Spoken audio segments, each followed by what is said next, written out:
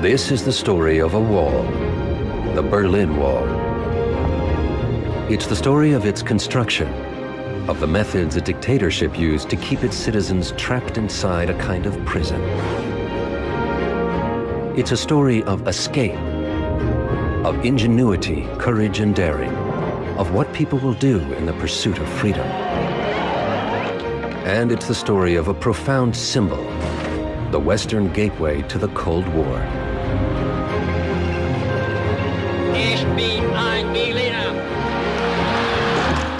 Thousands tried to get over, under, through, or around it, attempting to foil the ever-escalating and perilous wall technology. More than 1,000 died trying. That's okay.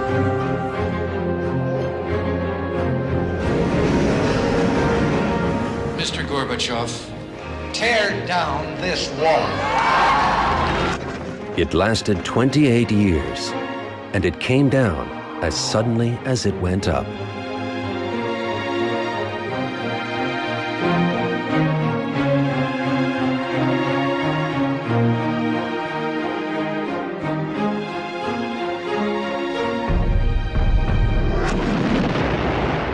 (1945). By the end of World War II, more than 55 million people have died, and Europe lay in ruins. Russia's Red Army takes Berlin at a cost of 200,000 of its soldiers.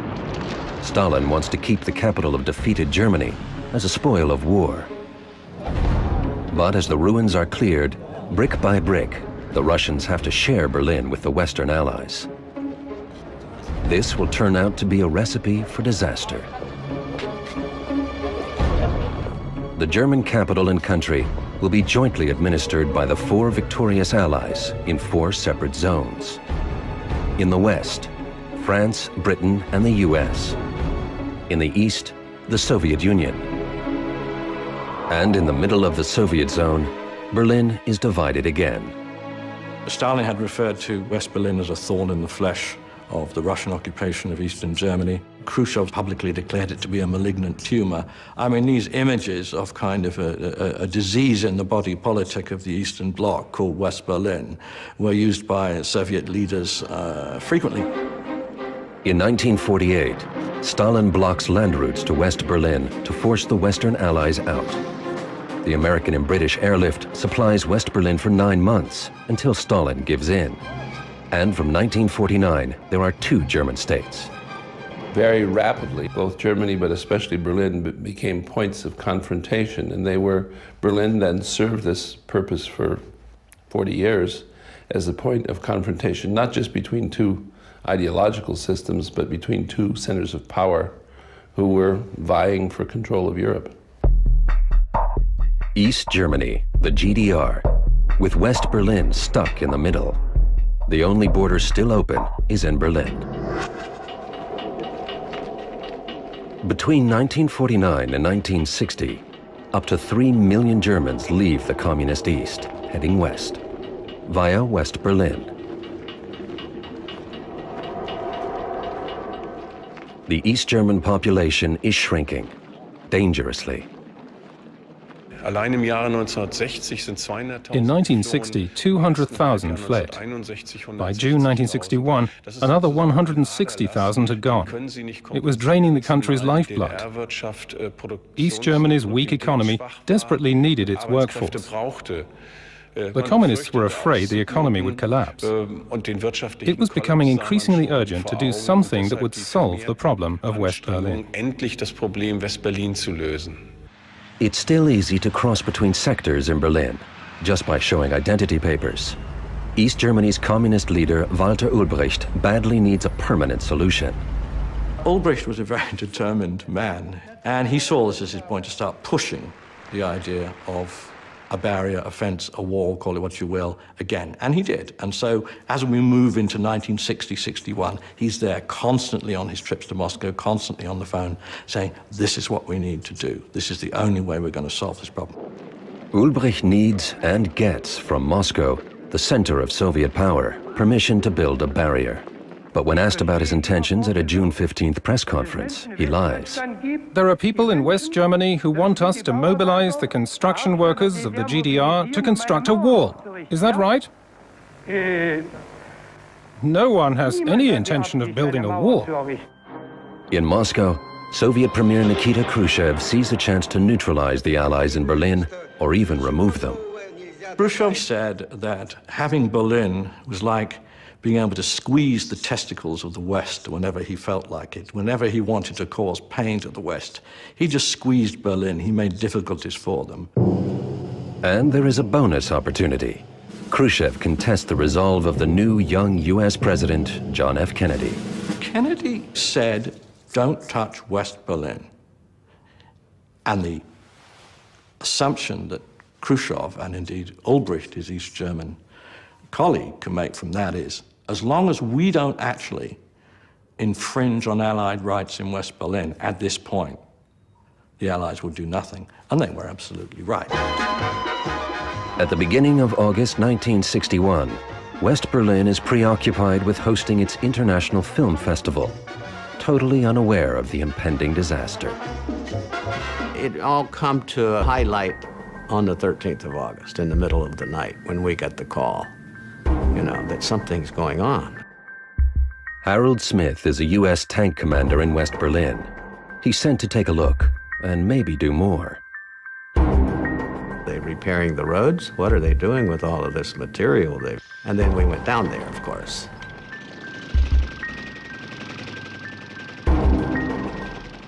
We had a countdown going, and all of those tanks along the wall were going to just go crush that wall down. But 1 minute before we were to do it, the phone rang, and it was President Kennedy. And he said, he told his State Department representative, "Don't touch the wall." All the Allies can do is watch.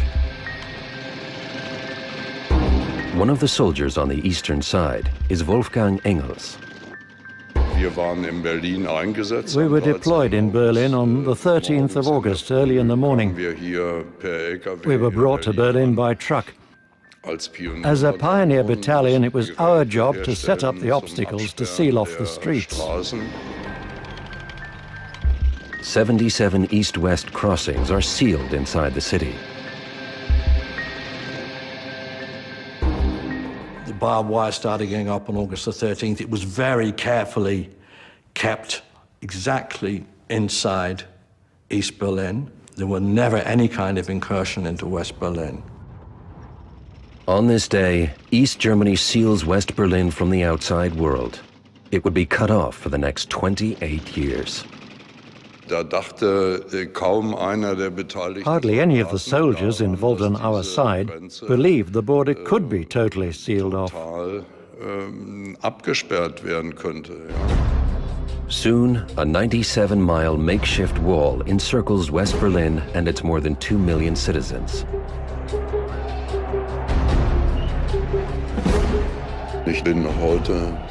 Looking back, I'm very happy there was no violence and no shooting. The Western Allies let it happen.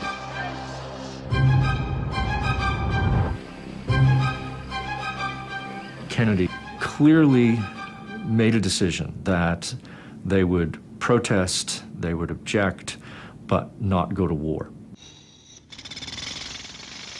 Within weeks, a more elaborate border structure snakes its way through Berlin, making escape nearly impossible. Watchtowers, a 6-foot-high wall topped with barbed wire, concrete obstacles to block vehicles, a rear fence, and between them, a border strip, a cleared area for shooting. And then, the propaganda war begins. Fellow Germans in the uniform of the Volkspolizei, you stand here day and night at Ulbricht's barriers. You're not stupid. You realized long ago that Ulbricht's measures are endangering world peace. Thousands of friends and families are torn apart. Berliners are in despair. But the United States is less concerned. Kennedy was not unhappy that the wall was built. I mean, it diffused the crisis. He said, "We saved West Berlin." And so the optic that they had was not that the two parts of Berlin had been separated, but that we had stood firm. We had avoided the ultimate consequences. On August 15th, 1961, Konrad Schumann seizes his chance. He's the first border policeman to escape to West Berlin. Film of his leap to freedom circles the world.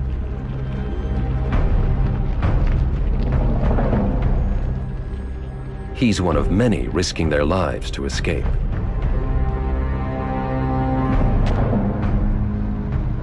East Germany moves to seal off parks, bridges, houses, roofs, and sewers.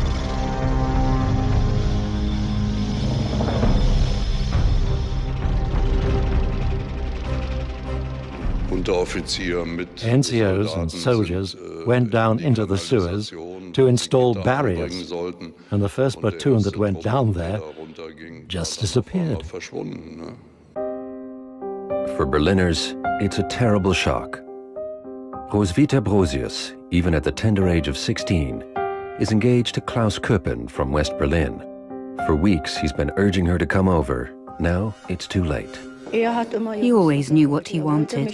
He wanted me right from the start, and he had to have his way. He just said, "Come on over." I could so easily have gone across on one or two occasions. The border fortifications are already getting more formidable. People can only see each other from a distance. I just didn't want to, or only if my parents could come too, the whole family.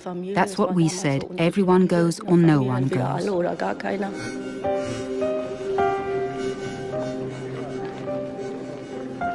It was disappointing, but no one knew how it was going to turn out, what was coming. No one reckoned that the border was going to get so massive. But Klaus is already devising a plan to get Roswitha out. He's just waiting for the right moment. It won't be easy. Checkpoint Charlie. Today it's a tourist attraction, but once it was the most famous and busiest border crossing in Berlin, the epicenter of the Cold War. The Western Allies have to make sure it stays open, but the East Germans are making it difficult for them to cross. In October 1961, we were still fighting over the access, and an American diplomat was blocked from going into East Berlin, and it escalated. For the Americans, it's a matter of principle. They refuse to recognize East Germany as a state. They didn't want armed representatives of our state to check their passes, because they don't have diplomatic relations with our state. According to the four power agreements, the Allies have the right to cross over the border whenever they want to. They pushed their way through, went into East Berlin for a short drive, and came back again. And that was the point at which there was a genuine East-West crisis over Berlin. The Soviets drive their heavy armor up to Checkpoint Charlie. The Americans waste no time in responding. They said, "Go back to the wall, the Russian tanks are coming." American tanks speed to the checkpoint.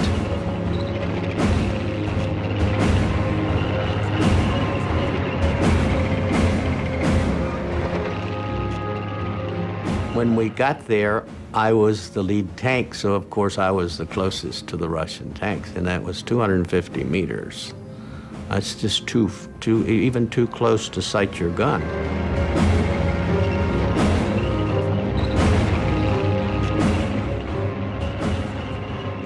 This was the famous meeting of the tanks at Checkpoint Charlie, which took place in October 1961.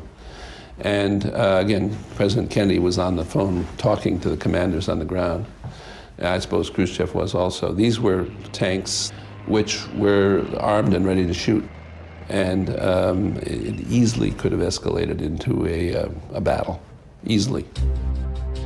Harold Smith spends 12 hours in the front rank of this standoff between East and West. We did not have orders to shoot. They didn't move forward. I don't know what the orders would have been if they had started moving forward toward the wall. But I understand that they had orders to shoot us if we tried to come through that wall.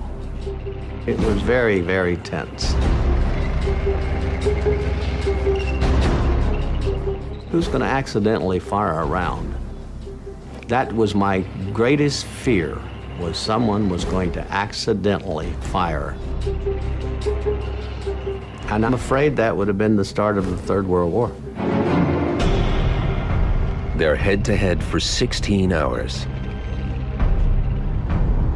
The whole thing was sorted out quietly in the background, of course. Neither Khrushchev nor Kennedy wanted a war over this one still. It was basically Ulbricht playing games. He was the weak man who is strong because everybody needs him to survive. And Khrushchev, in the end, overruled him, basically. He said to Ulbricht, okay, stop playing these games. They found a way of both sides saving face. The tanks pulled back. And Betty, at that point, October the 28th, 29th, 1961, the Berlin crisis was pretty much over. But the wall still separates thousands of people, like Klaus Köppen and his fiancée Roswitha. Klaus has an idea how he can bring her out. We talked about it, and she finally agreed to come across without her parents. So we thought about how we could do it, and we got the idea of converting a VW Beetle. With his West German passport, Klaus has the right to drive into East Berlin.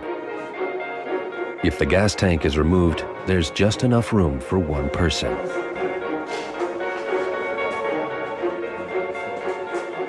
Because I was petite, he thought I could curl up and squeeze beneath the hood where the gas tank was. A tiny 1-gallon gas tank will fit on top of her. I was like an embryo in the womb. It was tight in there, but I didn't really mind. I was athletic and petite.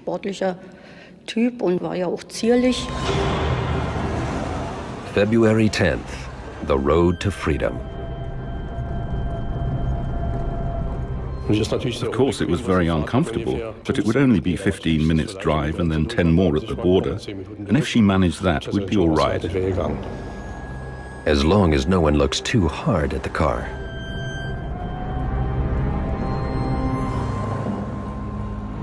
They hadn't reached the point on the border where they thoroughly examined each vehicle.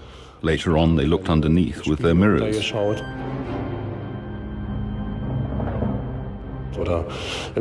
They'd shove a flexible rod into the gas tanks to see how deep the tank was and if there was really gas in there. But at that time, they weren't so advanced.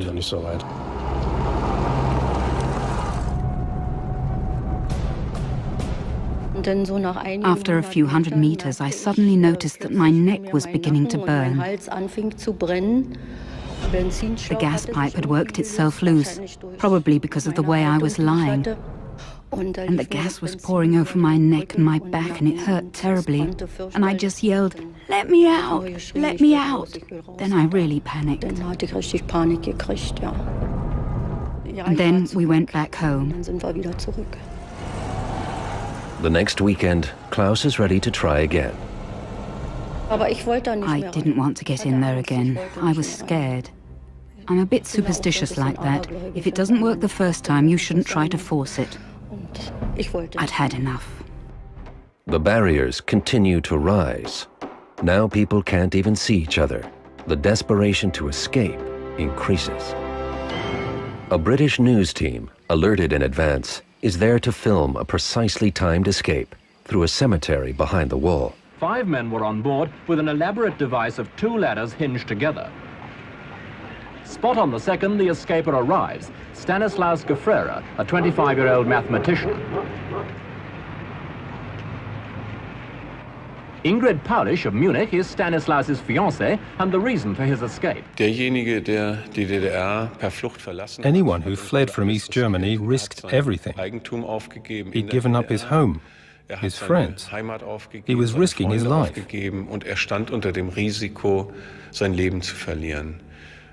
Anyone that desperate is living in a society that isn't worth living in. Hundreds are arrested.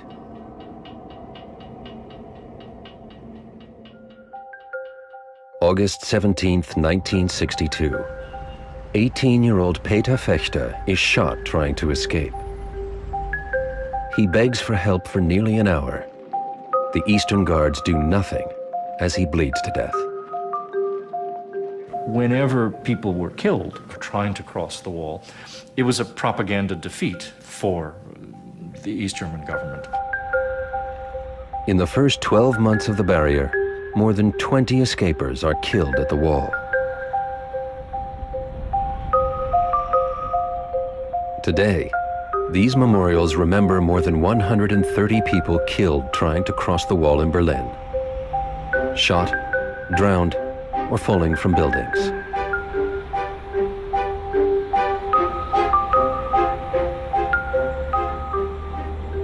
The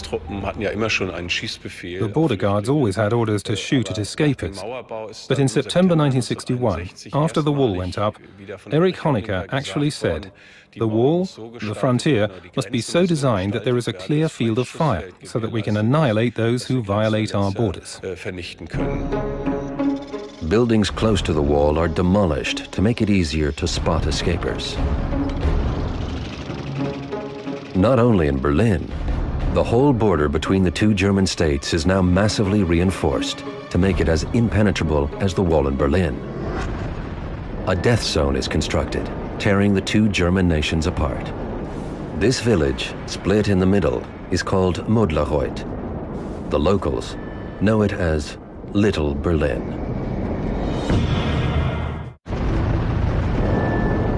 An intimidating death zone tears the two Germanys apart. This 559-mile border, plus the wall around Berlin, were known as the anti-fascist protection barrier.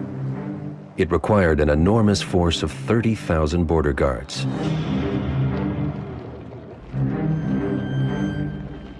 They have special training and a strict indoctrination program. Our primary task is to nip provocations and incidents in the bud, all in the service of peace. So in the end, this is a deeply humane task, which anyone can reconcile with their conscience. It's also a tedious task, but the guards on both sides get used to it. It's called binocular warfare. And every day, the border gets tighter. March 1962. Brothers Horst and Karl Müller, 24 and 21 years old, are desperate to join their older brother Rudolf in West Berlin. With their wives and children in tow, they have an ingenious plan. They hope to flag down a subway train that travels back and forth between two parts of West Berlin. It has to pass under East Berlin on the way, but it's not so simple. The only approach is through a subway shaft. They fashion a homemade key that lets them in. It was terrible. The shaft was incredibly steep, and we didn't know what to expect down there.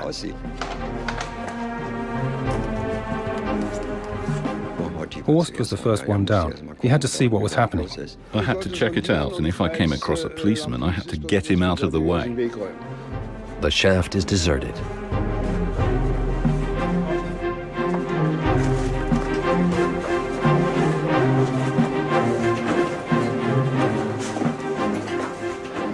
And then we sent the women and children down. They made such a row on the ladder, the iron clanged. You wouldn't believe it.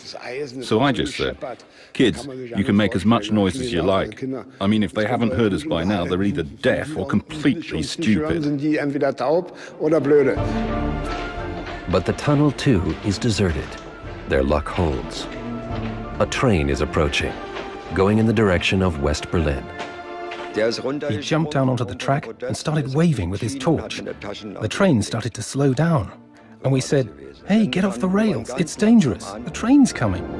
And he said, "Bullshit," or something like that.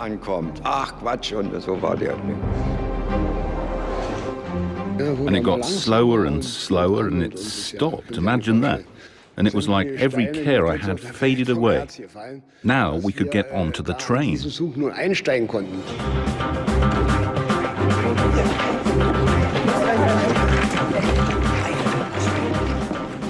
We just jumped in. There were already plenty of people in the wagons, and they knew exactly what was happening.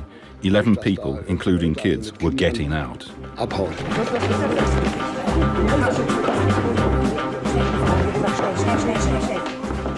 It happened so quickly. The West Berliners dragged us in and they sat us down. Not together, one here, one there, all in separate places.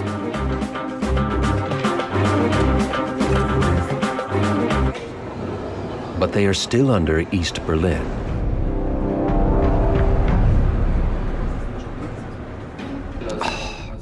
Terrible, terrible. Those were the worst minutes of my life.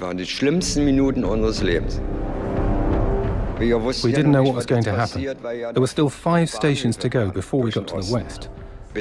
And the train went so slowly through the stations. And we saw the police on the platforms.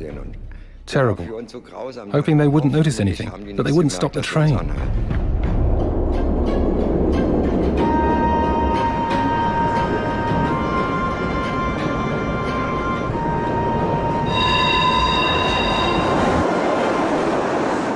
And then we got through, and out the other side, and then all hell broke loose. It was crazy.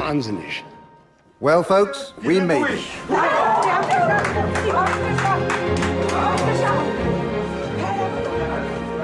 Everyone in the train jumped up and hugged us, and we all cheered, and that was great.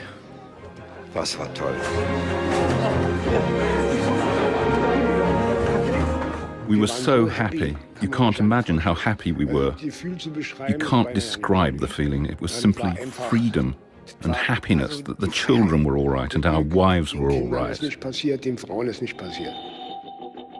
The first thing they do is visit their brother Rudolf, who had moved to West Berlin in 1960.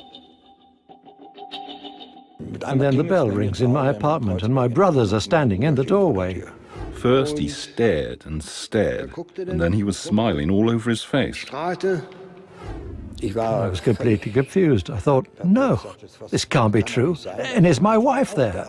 And I just stared. We couldn't take his wife with us. She was being watched all the time.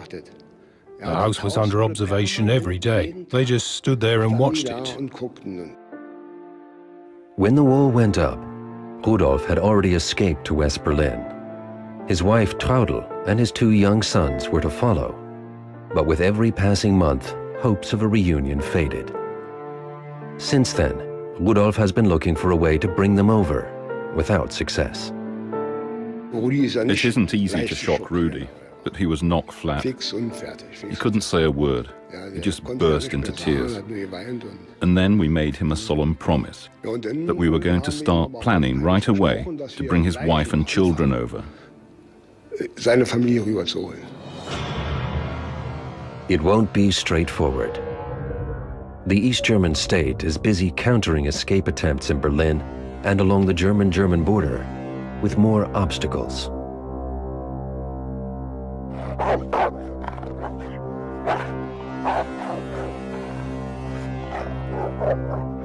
And there are also incentives for the guards. The Central Committee member responsible for security matters in the 1960s was Erich Honecker. He was always instantly informed of successful or unsuccessful escape attempts.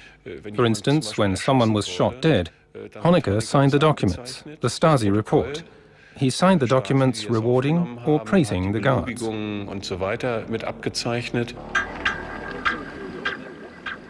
But this is no normal national frontier. The guards on the western side are Germans too. And East German border police are trained to shoot at people from their own side. it was a real problem for the East German government. So the indoctrination was heavy, discipline was tough. When you think of the young men in those guard towers who would be required, if necessary, to shoot somebody who's trying to escape, you've got to understand. I mean, these are people who spoke the same language, who grew up in the same towns, who shared a background. How can I be expected to, you know, fire a gun against my cousin Günther? In West Berlin, Mayor Willy Brandt can only offer pious words. We want a situation in which there is no more shooting. Right in the middle of East Berlin, there's an East German soldier who doesn't want any shooting either.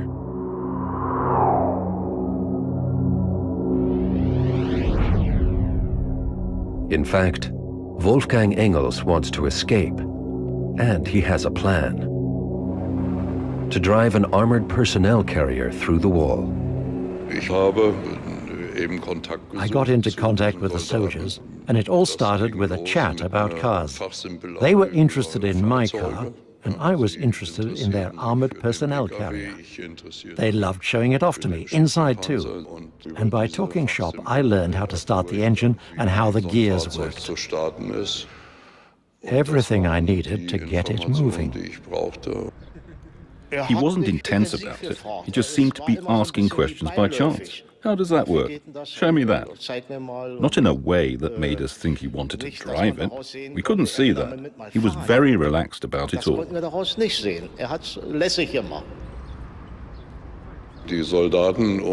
The soldiers and their officers went to dinner, and I stayed behind. I said I had things to do. And once they'd gone, I got in, turned on the engine, and got going.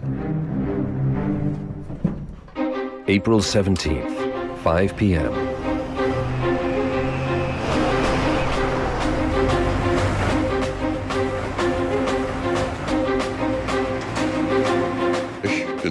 I drove straight through the gate. It was only closed with a chain, and turned off towards Treptow.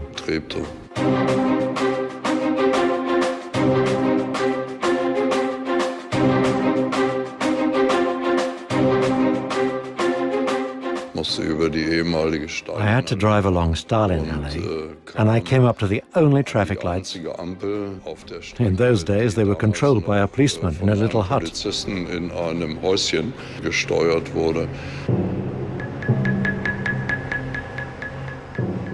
The armed forces of the state have priority on the roads.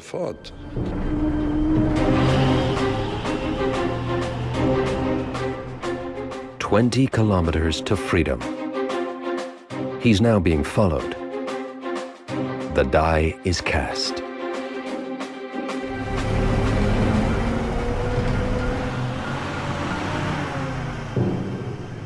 You can't just drive up to the wall, put on the handbrake and say, it was just an exercise. There was no going back now.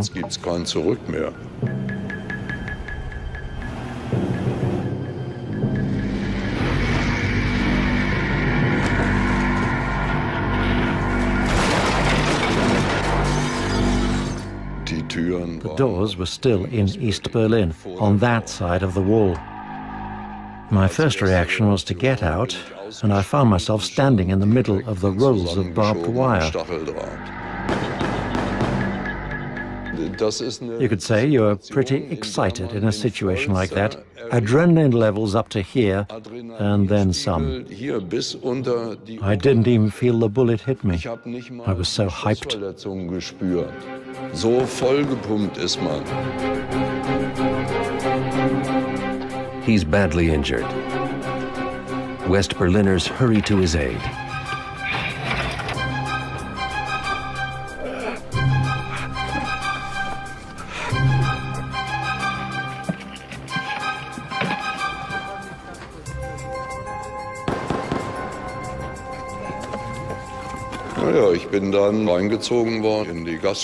They carried me into a bar, and looking up from the floor, I saw labels on the bottles I only knew from commercials.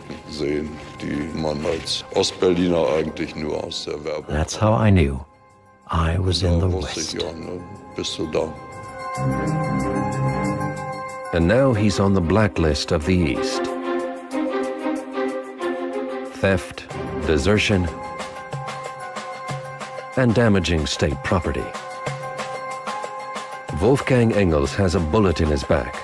His legs and arms have been shredded by barbed wire, but he's happy, except for one thing. His mother, a committed communist in the East, rejects him as a traitor. The builders of the Berlin Wall react to every escape attempt with an escalation of their defenses. In the coming years, they will replace the thin concrete sections with L-shaped concrete and steel slabs, each one 12 feet high and weighing 3 tons. A vehicle ramming the wall drives onto the base of the slab, and its own weight keeps the wall standing. The wall has now become a player in the Cold War.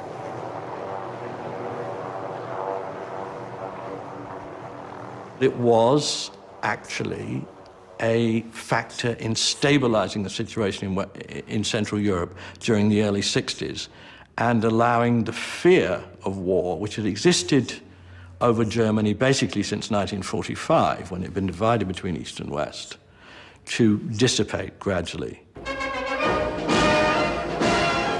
In June 1963, John F. Kennedy finally visits West Berlin.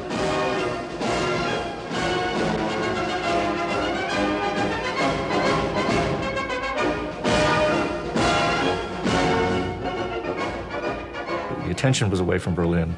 Kennedy brings it back to Berlin with his famous speech, his famous visit, which generates enormous popular support in Berlin.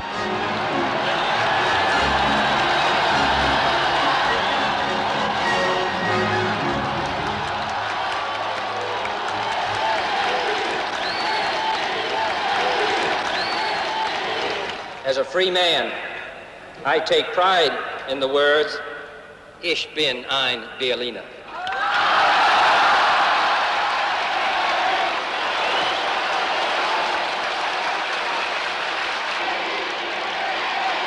I think in terms of the history of Berlin and the wall, Kennedy's visit is very big, very important, symbolic.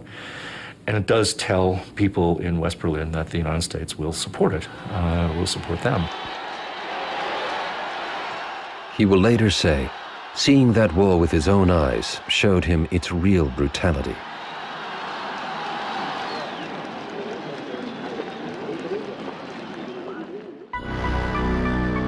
That brutality is cruelly demonstrated months before in the middle of Berlin.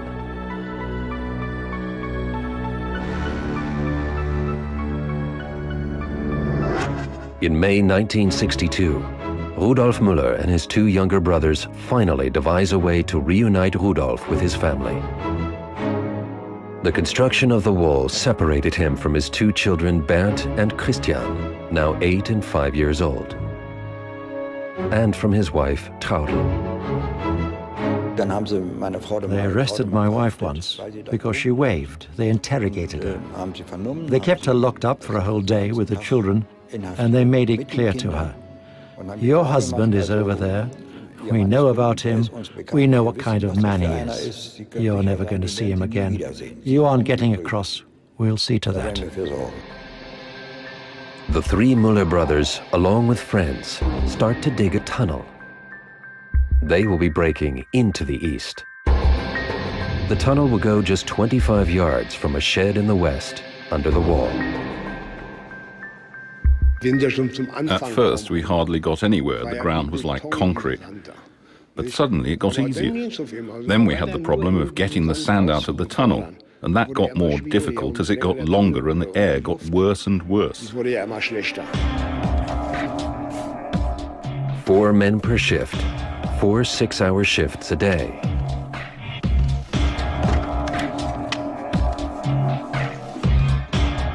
They start digging from a building site, tunneling just 8 feet below the border guards, so they have to work quietly.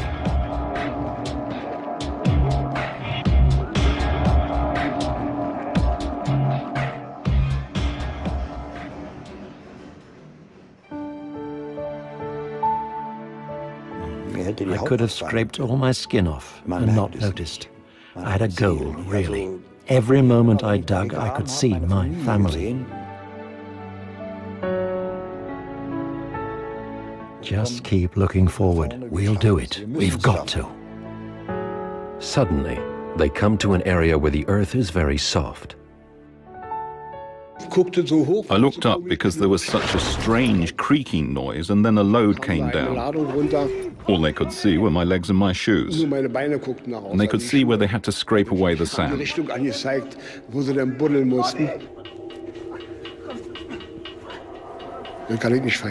That was terrible. I'd already been through a hell of a lot, but I didn't want to get trapped under the sand. That was terrible. I still can't talk about that. It was bad.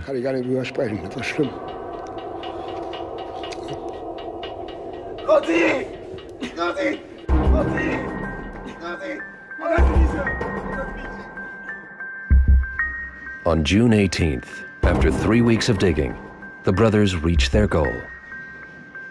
Rudy said, "Hottie, go on, make a hole. We've got to get through." Then I sort of rammed my way up and it finally gave way.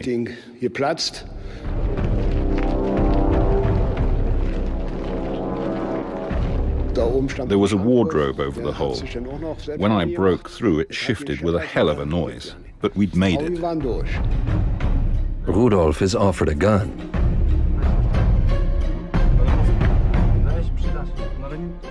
Take this with you. They're so nervous and trigger-happy. You've got to be able to defend yourself, or they'll lock you up and throw away the key. I took the thing and stuck it in my belt.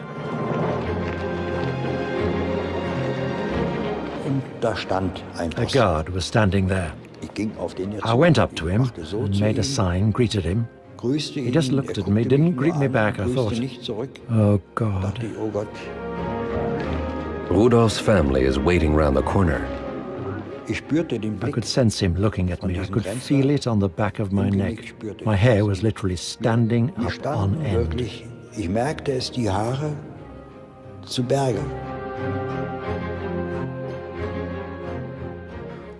And the guard must already have been suspicious. He'd been watching. And then Rudy came back after a while with his family.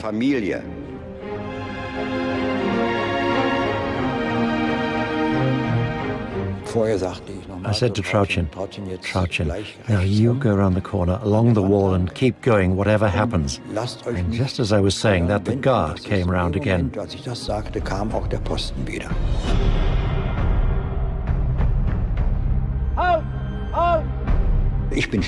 I stopped. The others carried on a bit. Don't get funny. You saw me just now. We're going to a birthday party.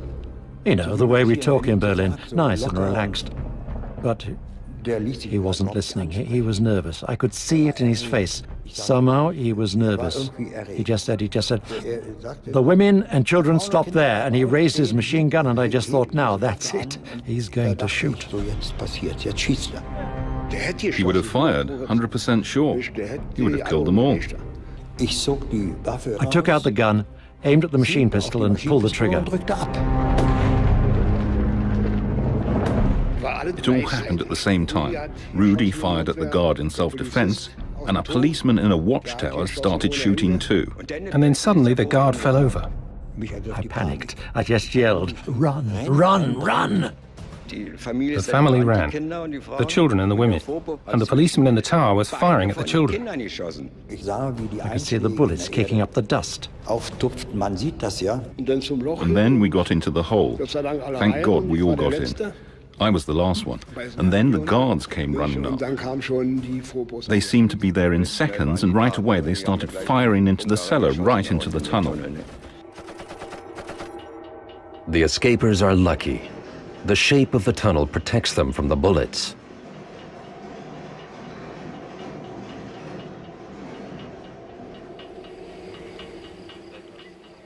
But the guard is dead.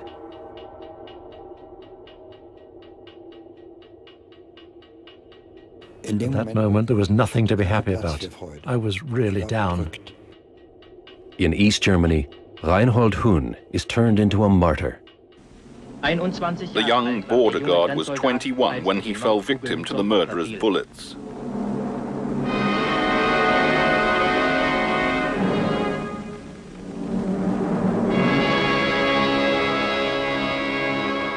I have this permanent feeling of guilt. A man died as a result of our escape. That person was killed by the shot I fired. That's terrible. No court can take that away from me. They could find me guilty or innocent 3 times over. I carry that guilt and I can never be free of it as long as I live. The wall made Rudolf Müller both a criminal and a victim. By 1964, more than 70 tunnels have been dug from west to east and from east to west, freeing more than 250 people. But the East German secret police, the Stasi, find a way to stop them. They infiltrate escape groups even before they start digging. In the 1960s, both sides learn they have to live with the wall for good or ill. The people of West Berlin, for the first time in years, are able to cross the wall. Christmas time, the first tiny unfreezing of relations. And with it, the wall is turning into a success for the East German regime. The wall has often been called the second birth of the GDR. It gave the state an opportunity to stabilize itself and to see what it could do for the people. In other words, what kind of life could it give people once it was guaranteed a captive audience and once its labor force couldn't leave. So in effect, it saved the GDR, the wall, from almost certain collapse. In 1961, East Germany sealed its own borders with barbed wire and concrete to save itself from economic collapse. For 10 years, they reinforced this frontier against ever more daring escapers.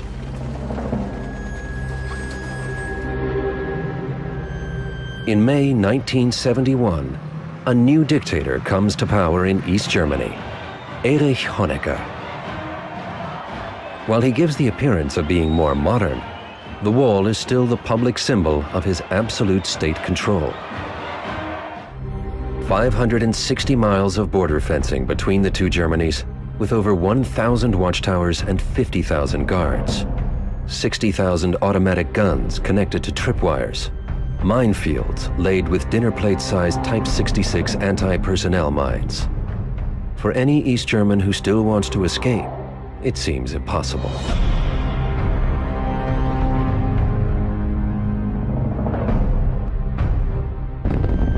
And the Cold War is heating up. In the 1970s, the Soviet Union stations nuclear missiles in East Germany. The Americans plan to do the same in West Germany. Very few politicians in West Germany ever thought Germany would be reunited, at least in anybody's lifetime. In East Germany, Honecker benefits from the superpower rivalry, and things have been getting better in the GDR. It has become the shop window of the socialist world, apparently proof that communism works. Fridges, washing machines, TV sets. The beginnings of a modest prosperity, in other words, started to occur in the mid-60s with the population stabilized, the educated parts of the population no longer going off to West Germany. You had a situation where people could feel life was not too bad. The regime can feel secure too. They and their state are very well protected. Every young man has to serve in the People's Army. They face the enemy in the West and their own people who want to cross the border. Ingo Bethke is a border guard. Basically, anyone who tries to cross the frontier is breaking the law. He is a criminal. He has to be resisted with every possible means. Of course, no one actually said we must shoot to kill, but if we did, they certainly approved. Ingo Bethke is himself a criminal because he wants to escape from East Germany. May 26, 1975. He will escape at night with a friend. Ingo has served here. He knows this section of the border perfectly. Of course, they would have fired, but you have to aim too. A Kalashnikov isn't accurate, but it has 30 rounds. You get through that in a couple of seconds. Bethke knows the terrain. After the border area comes the frontier fence with its death strip, and then the Elbe River with its patrol boats. It's a formidable barrier. It was a sense of adventure. I wanted to see the country the Beatles came from. There must be something on the other side of the wall, but it was off limits. We just wanted to be able to go wherever we liked. He knows the guards could come back at any time.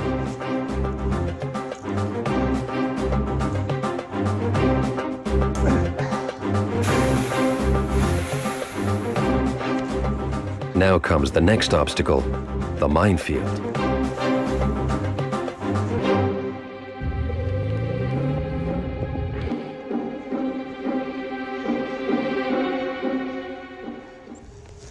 The only time I really got scared was in the minefield. I'd heard that if you stepped on a mine, part of your foot was blown off, maybe up to the ankle, but not the whole leg. We had a small paddle. If we slap that down and a mine explodes, we should be okay, but then we'll have to hurry. That was the only time I sweated a bit. Apart from that, it was nice and dark. Nobody saw us. Next task, blowing up their airbeds on the banks of the Elbe River.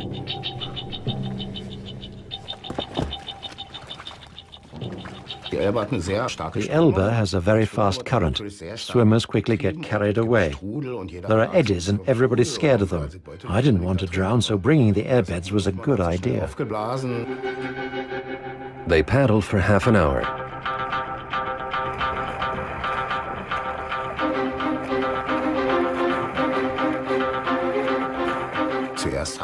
At first, we thought the other bank would never get any closer. It was dark. We paddled like madmen, and suddenly we'd made it. And there was a customs bus right in front of us. We said, "Hello?" And they said, "Where have you come from? Isn't it a bit cold for swimming?" And we said, "Yes, it is really, but we've just escaped from the GDR." They took us back to their guardhouse and gave us something hot to drink and eat. And we were lucky, because it all worked out. Most escapers are arrested and imprisoned, some killed. Ingo Bethke is one of the few who make it across the Elbe.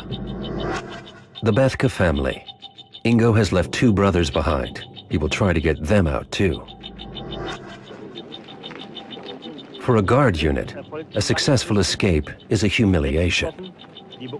Every case is investigated, and the system is constantly reinforced. By now, these are the obstacles to getting over the wall. The watchtower, the rear wall, the bed of nails, electrified barbed wire fence,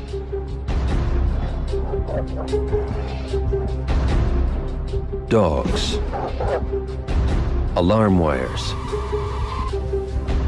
and there's a trap for the guards too. The brushed sand, for instance, would show footprints.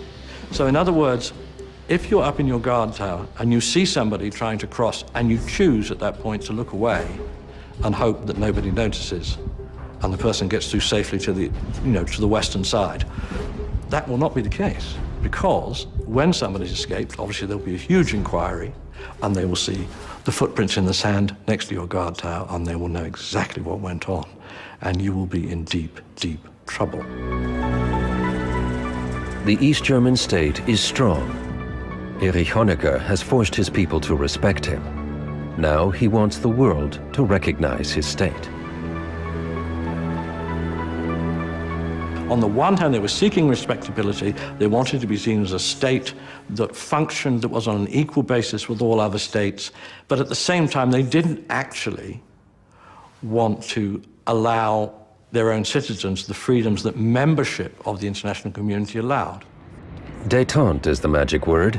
In the 1970s, there's a series of important international agreements.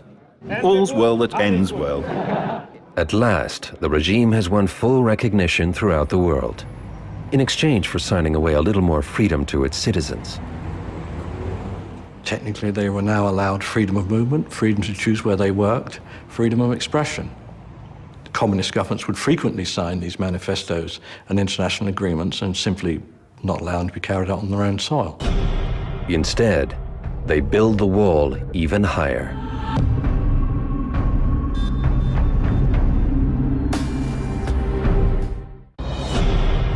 In East Berlin, Communist leader Erich Honecker is completing the next stage of the wall. Bigger, broader, and more terrifying. Because 1,000 people a year are still escaping. This wall is built to be permanent, intimidating, and deadly. L-shaped concrete slabs weighing 3 tons, topped off with a concrete cylinder that's impossible to grip. Most people have given up thoughts of escape, but not all. I couldn't travel where I liked. I couldn't say what I liked. If you told a political joke, you had to expect to go to prison. It was that simple. Peter Strelzik lives in Thüringen, 30 miles from the border. He's an engineer and an inventor. He knows at ground level the wall is impenetrable, but he comes up with an ingenious and daring solution, a balloon that will carry his family over the border. A gas balloon would be better, because you wouldn't see the flame. But where do you get hydrogen, helium? There's nothing else for it. Hot air. They will have to travel 20 miles from Lobenstein in East Germany to just over the border. July 3rd.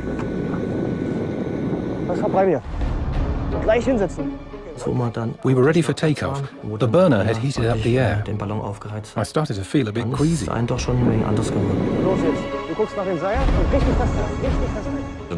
gave it a good blast on the burner, and we slowly rose over the trees.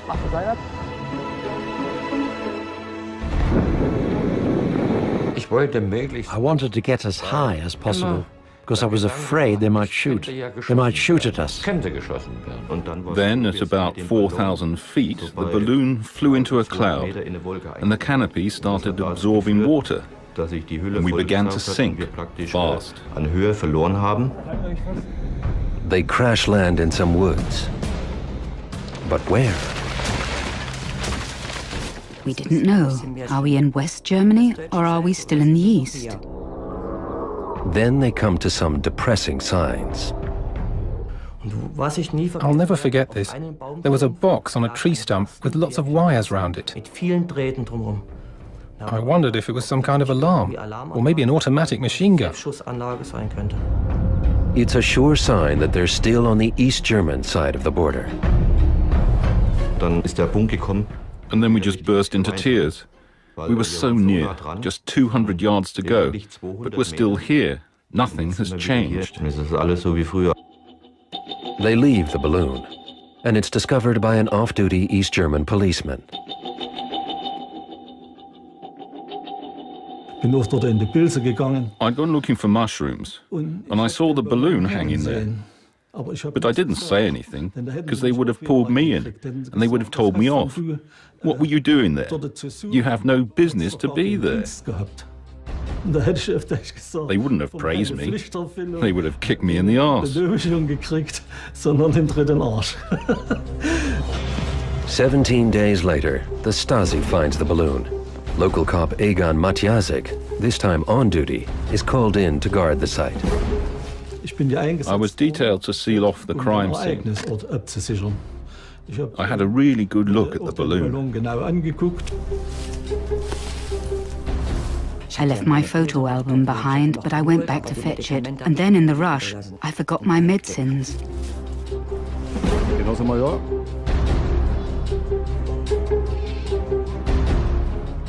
I saw the Stasi writing down the numbers, so maybe they could trace the perpetrators that way.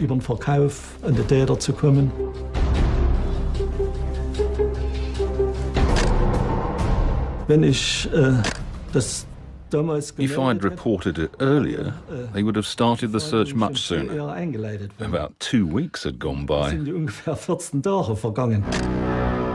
The Stasi appeal for information in a newspaper. Stasi's secret police headquarters in Berlin. Information floods in here, but it never comes out. Escape attempts are bad news. Thousands of people are working here to stop them. So we nip these things in the bud. We do not want more people being shot crossing the wall. We want them never to get to the wall in the first place. So the huge expansion of the Stasi to become possibly the most numerous per head of population, and in many ways, in a ghastly way, successful secret police force in history. They file secret reports on every escape attempt, every anti-government statement, every tiny detail. Meanwhile, the Stasi are following the trail of evidence. Fabric from the balloon, medicines, a wrench. It's only a matter of time before the trail leads to the Strelzigs. Whenever a car drove by outside, oh, I hope it's not the police. Oh yes, that was a scary time. But they're determined to build a new balloon as fast as they can. And another family, the Wetzels, are coming along.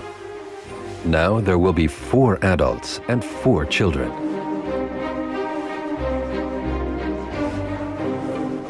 It's got to be bigger. There are 4 more of us now. We've got to buy the fabric. The whole thing has to start all over again. We couldn't buy it all in one go. They would have found us out for sure. So we bought the fabric in small amounts in all sorts of different shops. We needed 10,000 square feet. That's enough for a small circus tent.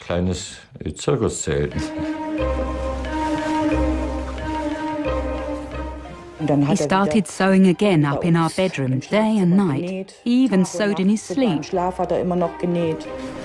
They sew every spare minute for 6 weeks.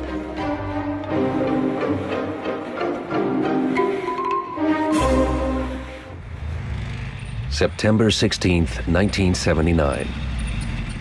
We said, the wind is so perfect. If it's ever going to work, it'll be tonight. A hidden clearing in the forest will be the takeoff point.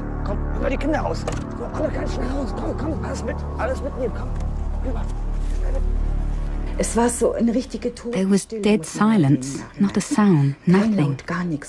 All you could hear was the burner when they fired off some gas.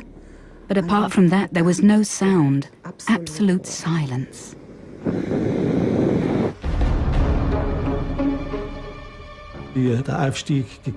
Shortly after takeoff, they were spotted by the guards at the control point. Suddenly, we noticed that in the direction we were making for, we could see searchlights.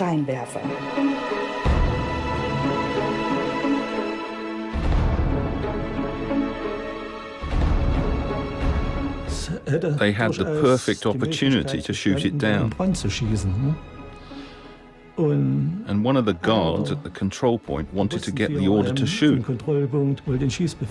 And he called Berlin. And they gave him the order. But by then, the balloon had gone.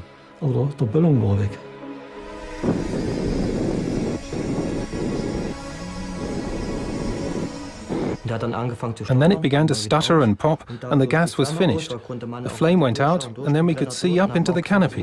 And there was a long gash at the top, right in the middle. I'd made one mistake. I'd fired the burner full blast and burned a hole in the canopy 80 feet above. And that was damn dangerous.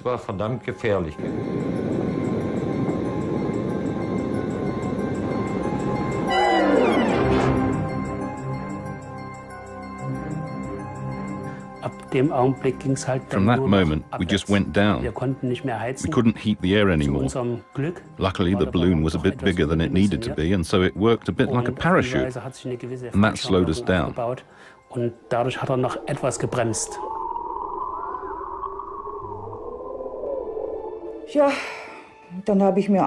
I just hoped that they wouldn't drag us out half dead. I made peace with myself. You can't imagine how calm you can be at moments like that.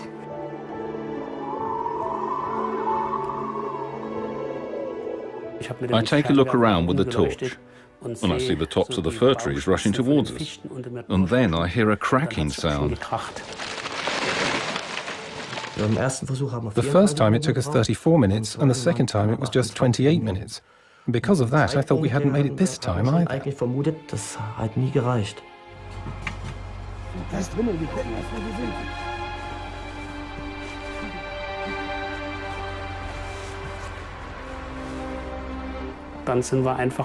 We just stepped out onto the road and stopped a car.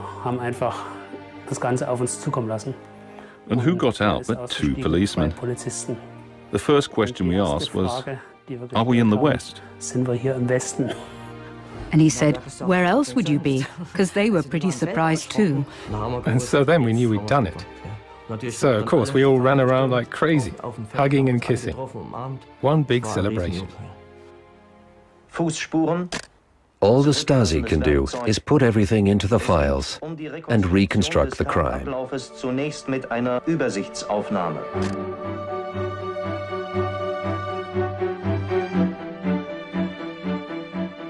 The Strelzik family's escape makes headlines around the world.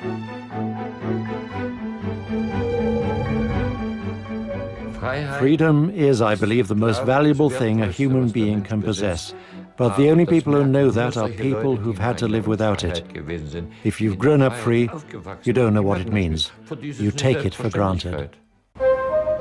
West Berlin, freedom and department stores overflowing with goods. The dream of the West at the start of the 1980s. By comparison, the East is gray. The GDR could never stabilize the situation so that the people were happy, with no shortages and a little bit of liberalization, because the West was always breathing down its neck as an unwelcome comparison. Temptation lies just over the wall. Meanwhile, East Germany celebrates its 30th anniversary. The East offers parades, ceremony, and familiarity. Most of them didn't want to risk their lives just to get over to the West. Most of them thought, well, life might be better over there, but I live here. There might be problems with our life, but maybe we'll improve at living here. There was not, as is often thought in the West, a great climate of hatred and feeling of oppression. There was not this feeling of being imprisoned in a society.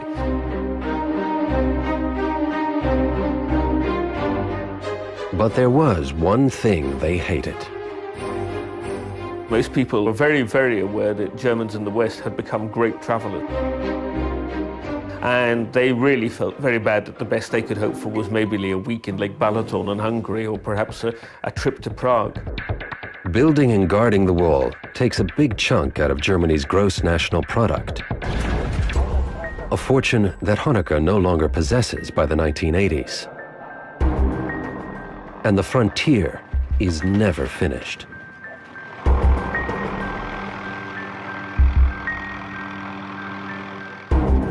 The wall was a big imposition on a country which often struggled financially. It may have cost as much as $1 billion a year to maintain over the 28 years that followed. $1 billion Deutschmarks, $500 million a year, and it still can't stop people escaping.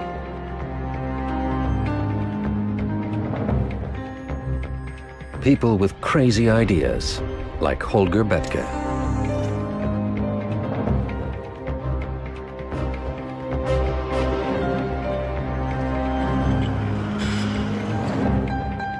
The Bethke family.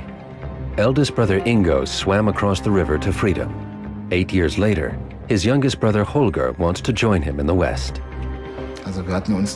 We put on maintenance men's kit and wore overalls. We attached a meter rule to the bow so it looked like a measuring rod. And we wound the steel cable round a big drum as though we had come to work in this building. If anyone saw us on the staircase on the way up to the attic, we could say, "We're working here." The date is March 31st.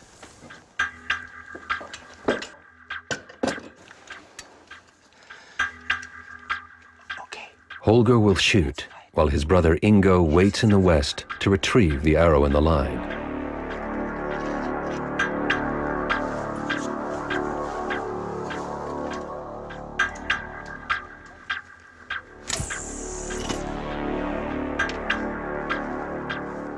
I just heard a ping and thought, oh damn, it's landed in a tree. And when they tugged at it, I saw something moving. I looked closer at the tree and I saw it. Man, oh man, I've got it. And then the two of them were over the moon. I got hold of it and I began to pull. The steel cable is attached to the nylon cord and pulled over.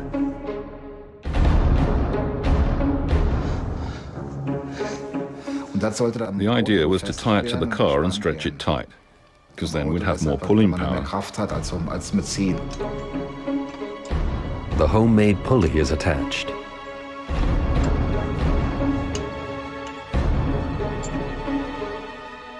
I don't know if I looked down. I must have been so wound up. I think I only looked forwards. You've got to make it. You've got to make it. I hope no one shoots. I hope no one notices.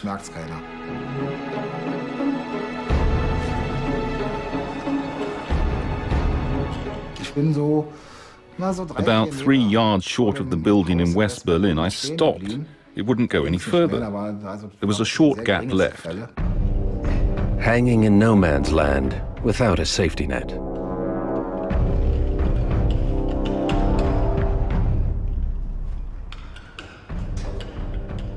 The border strip was incredibly brightly lit. They had arc lights every 10 to 15 meters, pointing downwards. So if you looked up from a watchtower, you saw a glaring white light, and beyond that you probably couldn't see anything at all. Of course, we hoped those bright border lights would help a bit, because we were above them, so they wouldn't see us right away. And then I saw my pal come rolling after me. We'd finally done it. We were in the west. They found a blind spot between two towers. Then the East Germans built a new tower to make sure it couldn't happen here again. So you could say that later my brother got his own watchtower. The Wall. For a few artists, this is the biggest canvas on Earth, the East Side Gallery. Seen from the west, it's as loud as West Berlin. A tourist attraction separating two worlds.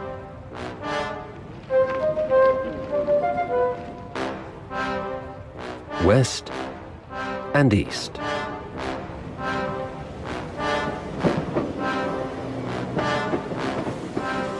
Erich Honecker still makes great claims for his republic.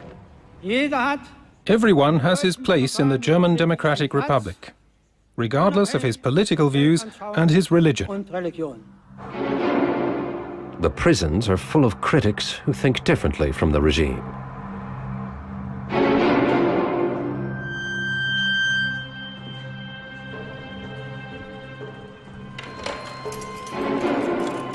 What's a state to do when it has too many dissidents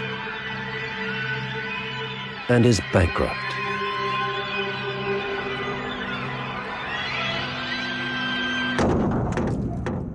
You work out a deal with the West Germans whereby you sell them dissidents.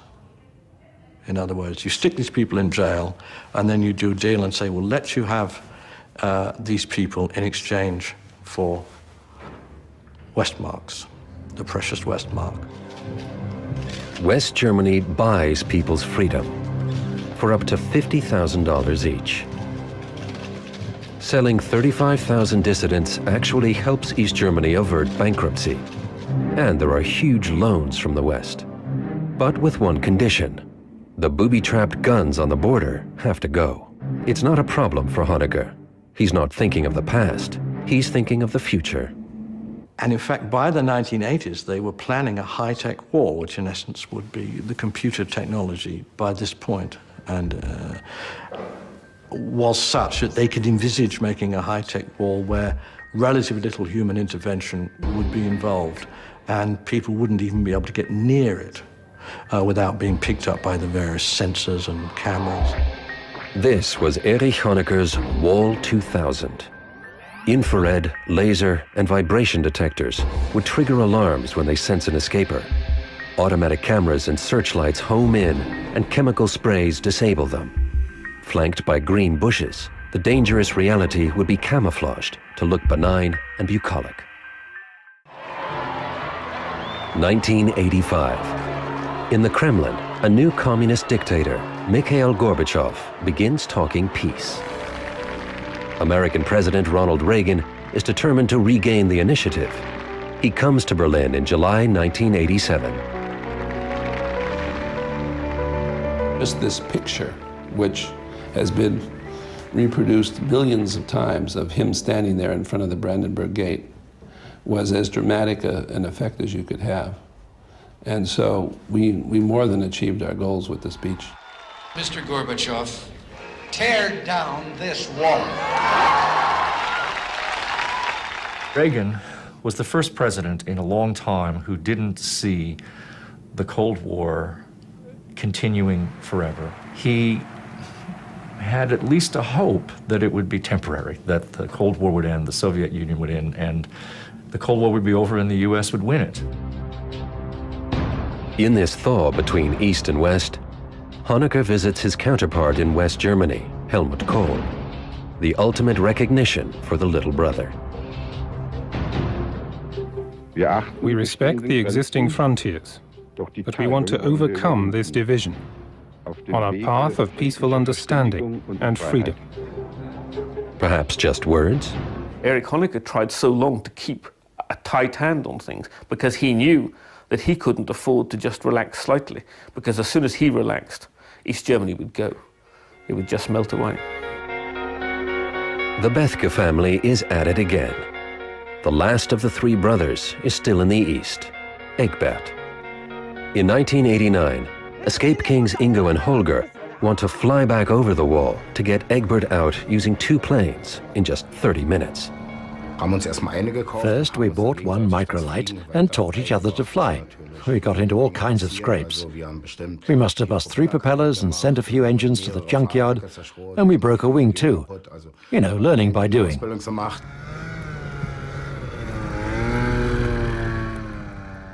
Even if they carried on building the wall and made it even higher, there would always be people who wanted to cross. One plane will land in Treptow Park in East Berlin and pick up their brother Egbert, while the other patrols in the sky above. Their brother approves. I thought the idea was fantastic. Fly over the wall, land, and fly back. Seemed like a pretty good idea. I liked it. They've thought it all through.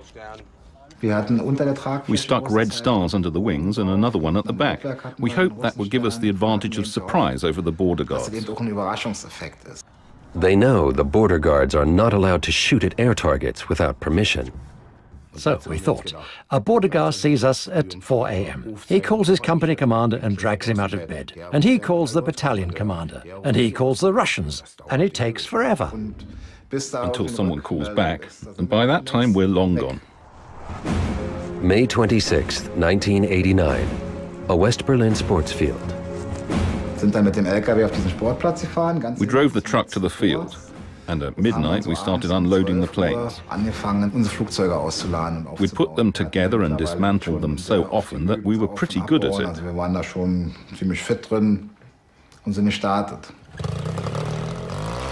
4:22 a.m. They switched on the cameras attached to their planes and filmed the entire flight.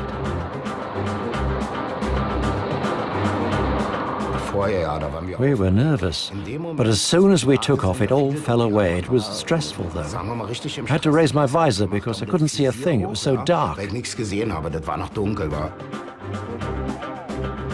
They switch on their radio to try to contact Egbert.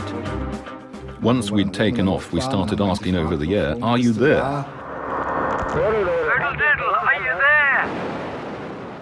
I had to watch out. I was in a bush near the path, and I couldn't see out because of all the leaves. Everything was covered. And if someone had come past by chance walking their dog and heard a voice in the bush and called the police, so I had to speak very quietly. Ingo, can you hear me? And suddenly I heard his crackly voice. Yes, I'm here, and we knew, thank God, he's there. Okay, copy, we're on the way. Yep, I'm okay too. Then they knew I was here, and I knew they were coming, but I didn't hear a thing from them until they were airborne. Of course we're on the way. I can see the wall in front of me. Over. Okay, I'll wait. The rendezvous is in East Berlin's Treptow Park. Then they see something big on their runway. We were surprised to see that there was a traveling circus in the park.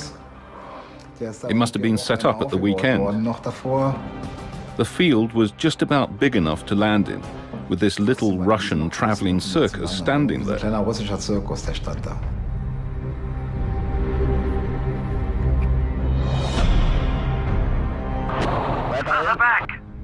Ingo, I think I can see you. When should I come out? I landed somewhere at the end of the field.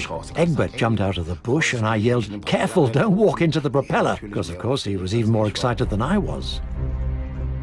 I ran round the propeller, sat down in the seat and shouted, "Go, Ingo, go!" I was really excited. I said, cool it, we don't want you falling out. I said, come on, take off, go, because I was still scared that a cop car would come by. And they drive straight off the road into the park. And then I hit the gas and we took off again. The trees were coming closer and closer because we were twice as heavy, and I weighed 80 kilos then.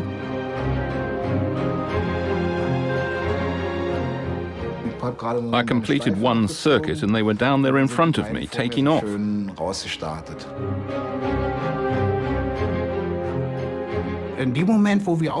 As we took off, I had to think about my friends, my parents, and I was a bit sad then. I was incredibly happy when we were a few feet above the ground, flying to freedom, but there was a sadness too, because at that time you had to assume that you'd never see them again. 3 brothers reunited in the sky over Berlin. I thought, now we've done it. Nothing can go wrong. Egg is on board. I wasn't scared we'd crash or someone would shoot at us. We saw the border guards beneath us and we saw them looking up. They were looking up at us as they were making their report. What could they do? We were Russians.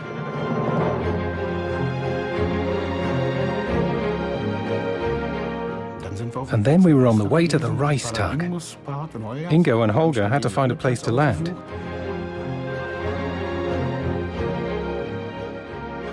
We made a perfect landing.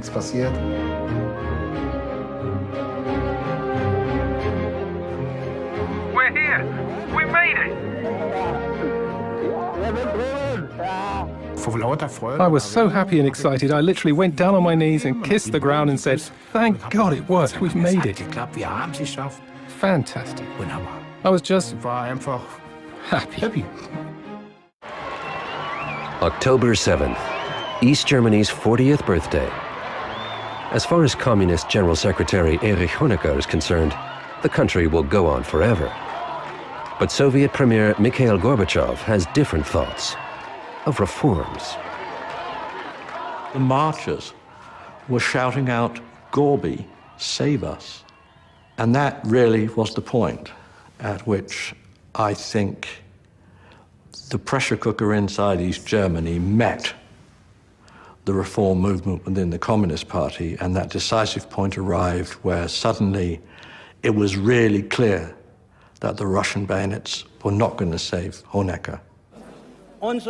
We assure our friends all around the world that socialism on German soil, in the land of Marx and Engels, rests on indestructible foundations.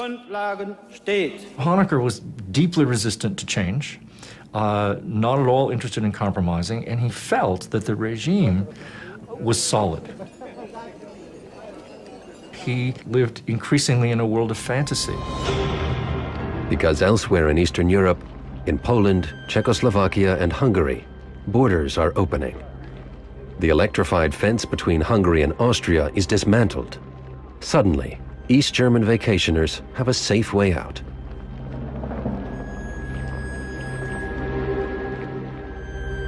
All on the trees were nails, and they'd hung their keys on them, car keys, house keys. So they'd left behind. I mean, I live in a house with all kinds of stuff. I can't imagine walking away and leaving it all.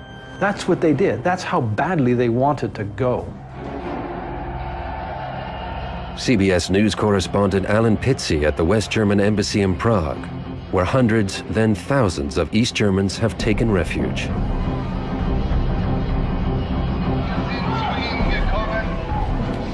Finally, they're told that West Germany has agreed to take them in.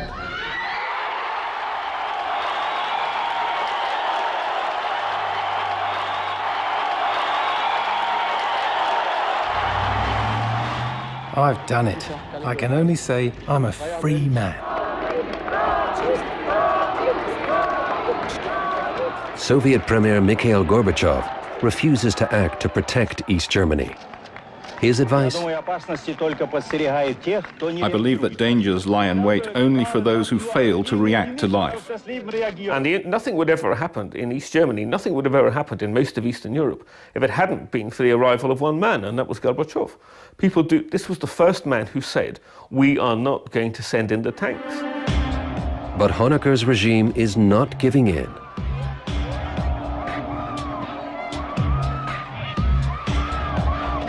We're demonstrating peacefully. We don't want anything bad. It was the biggest gathering I think they'd ever had. And when you saw that, you realized, wow, if they're out here, they cannot stop this. They can't stop people speaking. They can't stop them gathering. And people are not afraid to gather. It's over. The authorities have lost total control. Genie's out of the bottle, the toothpaste is out of the tube, whatever you want to call it. East German Politburo spokesman Günter Schabowski announces on November 9, 1989, that for the first time, East German citizens can travel abroad freely. A journalist asks him when. He answers, at once.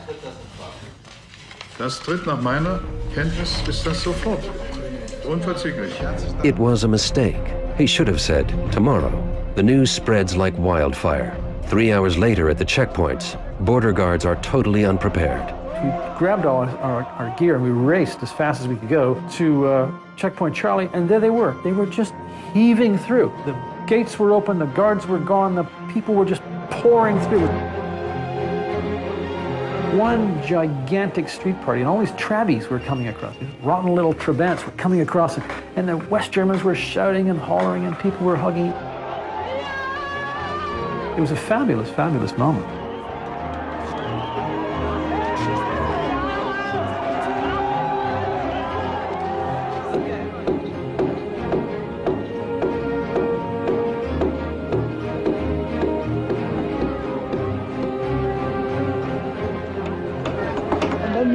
If anyone had told me I'd see this damn wall come down in my lifetime, I'd have said they were crazy.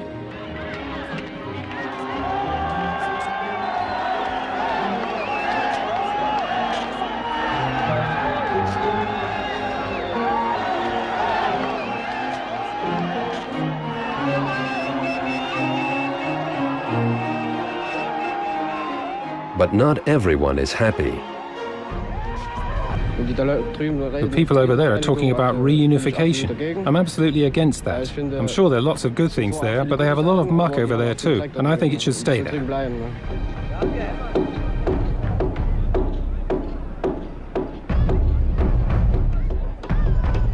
East Germany disappeared like a fairy tale, a nasty fairy tale. And I think, to me, that's my chief fascination with the place. It seemed artificial at the time, and now it went like a puff of smoke over a period of just a few days and months. On October 3rd, 1 year after the wall came down, Germany was reunified. It signified the end of communism.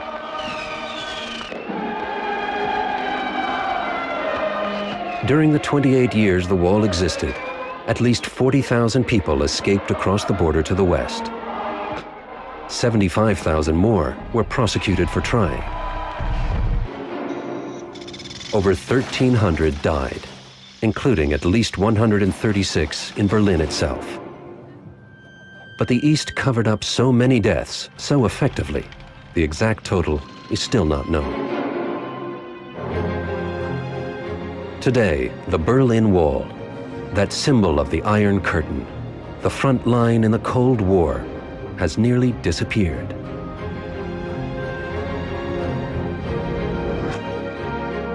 Remnants can be found in museums around the world. Some pieces ended up as souvenirs. But most of the concrete and steel that formed the wall have been recycled to help rebuild Germany, a once divided country.